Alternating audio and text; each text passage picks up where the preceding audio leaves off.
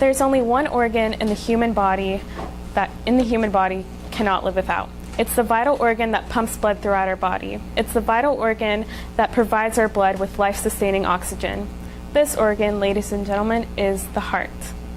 This year, I chose to study pediatric cardiology in order to gain real-world experiences and patient relationships that other high school courses don't particularly offer. The amount of research and patient relationships is what drew me towards cardiology. Also, since science is changing every now and then, I have the ability to learn something new every day, which is something that I enjoy doing. Because why not learn something that you weren't aware of before? Ultimately, the idea of saving lives is what drew me towards cardiology, and I chose to study pediatric cardiology because I enjoy working with children, and yeah. My name is Nina Kaki, and I'm currently a junior at Frisco High School. Some of my hobbies are playing the piano, and I've been playing the piano for around 6 years. I'm also involved in several clubs such as HOSA, NHS, NTHS, Student Council, and etc. I'm also involved in the health science program, which allows us to venture out into the medical field and observe doctors and RNs, which is something that I find really exciting.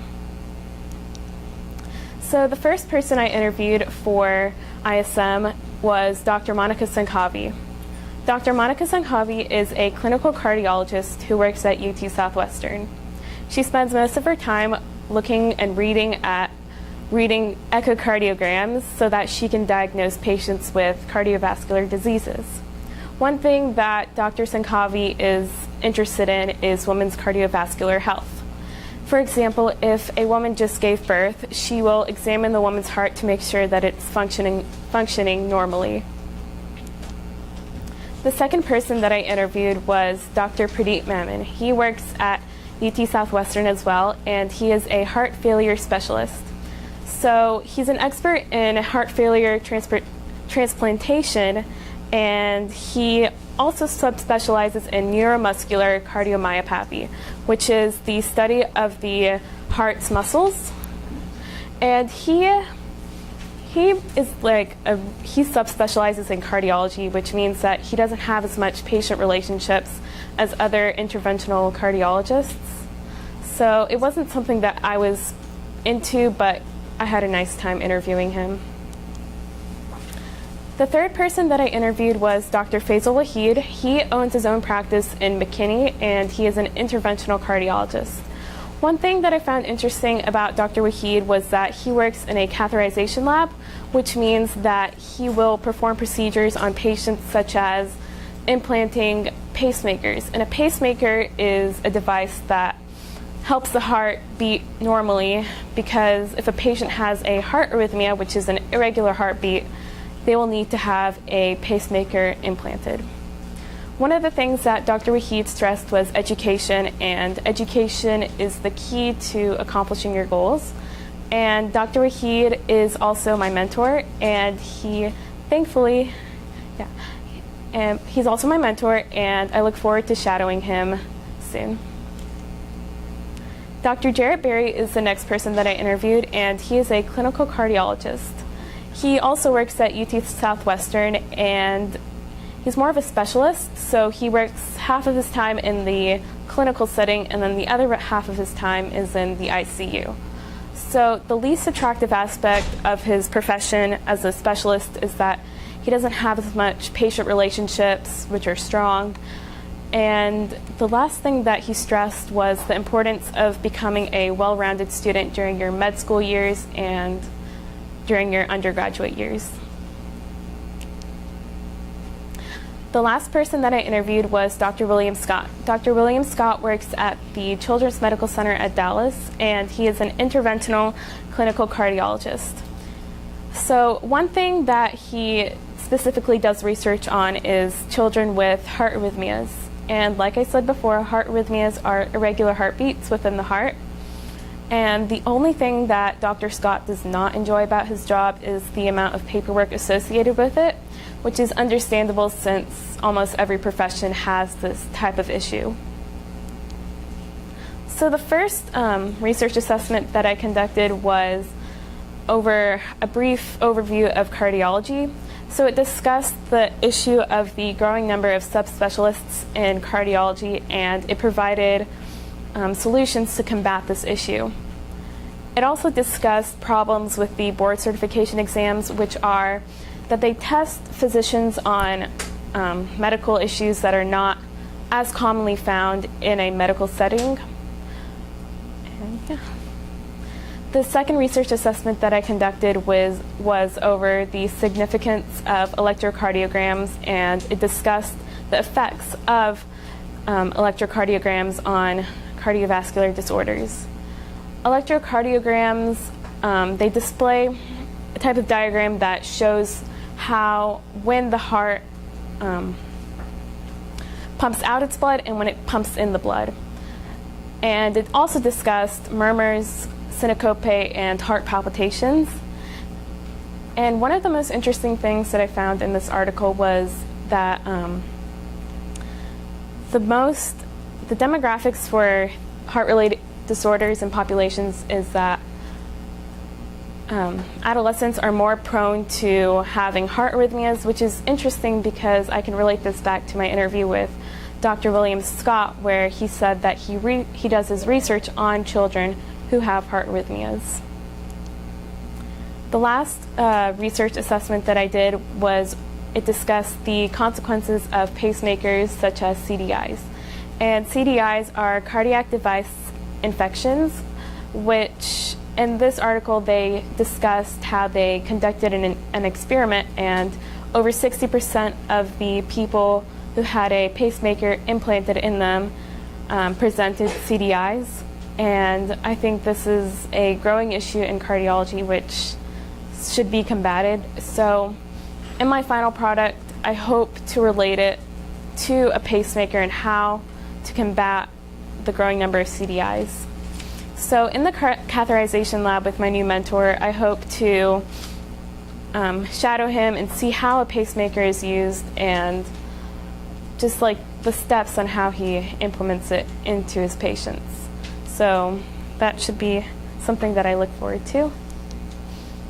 My original work was that I designed a unique mobile app which allows doctors around the world to analyze the electrocardiograms of adolescents in developing countries. The volunteers who use this app will input the information of the adolescents who have symptoms of a cardiac-related disorder, and a doctor abroad will be able to diagnose that child with a type of cardiovascular disorder. This mobile app is not targeted towards a hospital's market. It is specifically targeted towards world organizations such as the UN and UNICEF. My goal in providing this mobile app is to provide adequate health care to adolescents living in unstable and developing regions. So this is a video that shows you a brief overview of my app. So this is the startup screen, and then you would enter, and then you would choose which country you were stationed in. So just choose the United States. Okay, and then you would select if you're a doctor or a volunteer, and then you would select which organization you're a part of, and these are some of the world's biggest organizations. And then you would input your information such as the age, gender, family history, and then on the next page it shows where they input their symptoms. So you would go down this list and then you would write down the symptoms. Okay. And then you would also put their weight and height.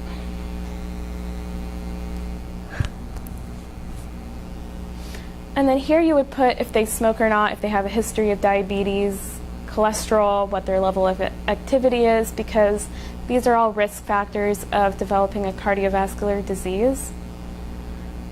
And then you would put if they had an allergy or not. And then here I'm showing if you were a doctor, what would happen, what would the screen show if you're a doctor. So here you would put your name, you would put your place of work, and then you would put your specialty.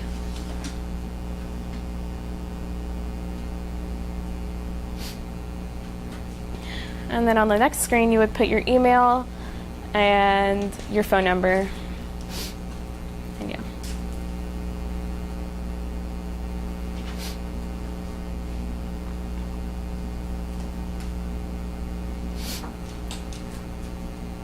In this app, I also included like a page about me, and then I also included some medical tips for people who are using this app so that they know, okay, you should avoid sugar, you should avoid smoking, and etc. And that is my app. To get played again. Okay, so the first step I took in programming this app was because I have no experience in developing an app, so the first thing I had to do was search, how do you build an app?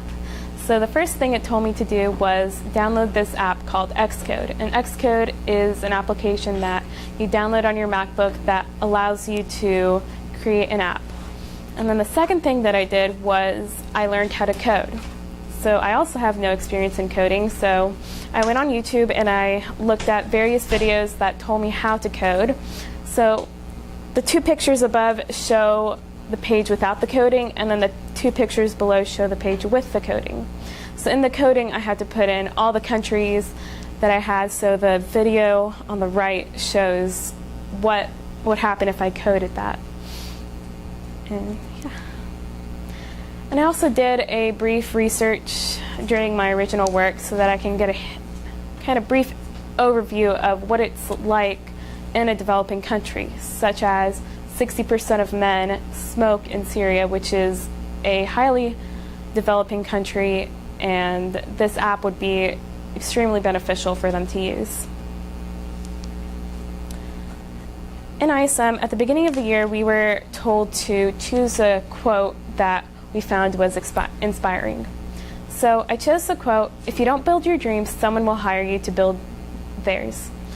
And this quote is really inspiring to me because I don't like to be in control. I like to be in control of my own life. I don't like to have others control me. And throughout ISM has given me great opportunities, and it makes me stand out. So ISM is something that not all high school students have the ability to experience.